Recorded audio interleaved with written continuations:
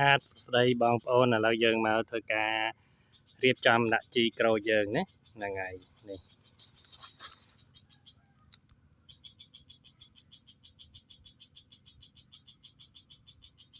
ចឹងយើងធ្វើការដាក់ជី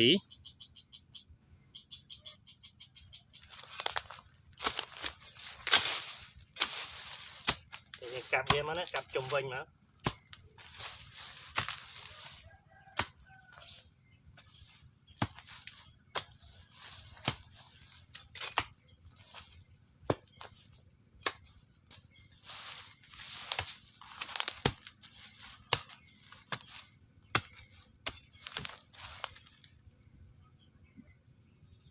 ចឹងយើងធ្វើការកាប់វាជុំវិញបងប្អូននេះចប់យើងណាចឹងយើងធ្វើការកាប់ជុំវិញណាបងប្អូនកាប់វាអញ្ចឹងណា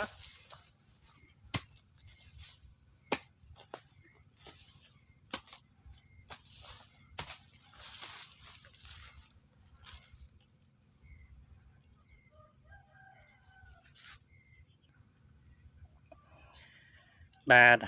យើងធ្វើកាប់បានវាជុំវិញហើយដាក់មកសន្ទុះមកហត់ដែរហ្នឹងណាមកគុំមកហត់ហើយយើងធ្វើការកាប់ឆ្វែលជុំវិញគល់អញ្ចឹងណាចៅពីទឹកមកពីជុំវិញអញ្ចឹងមកហើយយើងធ្វើការរោយជីណាបងប្អូនរោយជីឲ្យគេ15ណាហ្នឹងហើយនេះជាការក្រូចយើងណានេះចឹងយើងយកជីមកធ្វើការដាក់វាណារំដៅយើងកាប់រៀងអញ្ចឹងណាហើយយើងដាក់អាចតែ1គុំ1គីឡូឬក៏1គីឡូកន្លះណាតាមទំហំដើមណាចឹងយើងធ្វើការដាក់ជីយកជីមកដាក់ណាចឹងនេះជីរបស់យើង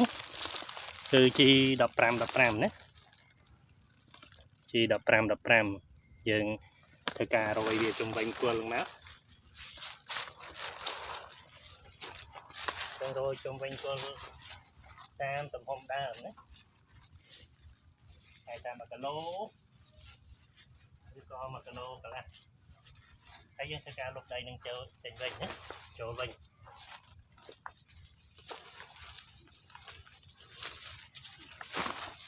ហើយយើងធ្វើការលុបដីជុំវិញនឹងវិញណាហើយយកចប់ហើយយើងធ្វើការលុបវាចូលលុបហើយយើងជន់តិចទៅឲ្យវាខាប់វាណែនចឹងក្រូចយើងនឹងល្អណាបងប្អូន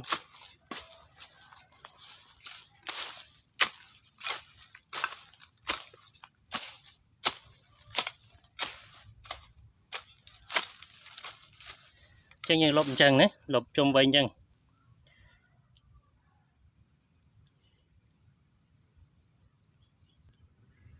ចឹងយើងធ្វើការលុបរួចហើយណាយើងដាក់ជីរួចហើយយើងធ្វើការលុបពូនវាមកអញ្ចឹងវិញណាបងប្អូនហ្នឹងហើយហើយយើងធ្វើការលុបវាចិត្តណាពេលភ្លៀងពេលអីសាមកគឺវាល្អណាតែយើងដាក់ខាងក្រៅរយខាងក្រៅវាអត់ល្អទេដោយសារជីនៅហ្នឹងស្មៅវាស្រូបយើងធ្វើការកំចេះវាអត់ហើរជីដែរអញ្ចឹងណាហើយវាយើងហើយយើងកប់បន្តពីកប់ជីហើយយើងចង់បានល្អទៀតយើងបាញ់ថ្នាំក្តាមណាបងប្អូនដាក់ថ្នាំក្តាមមួយអាទិត្យម្ដងទៅបាញ់កន្លះខែទៅវានឹងល្អណាបងប្អូនបាទអរគុណច្រើនបងប្អូនដែលបានទស្សនាវីដេអូដាក់ជីក្រូចទេបងប្អូន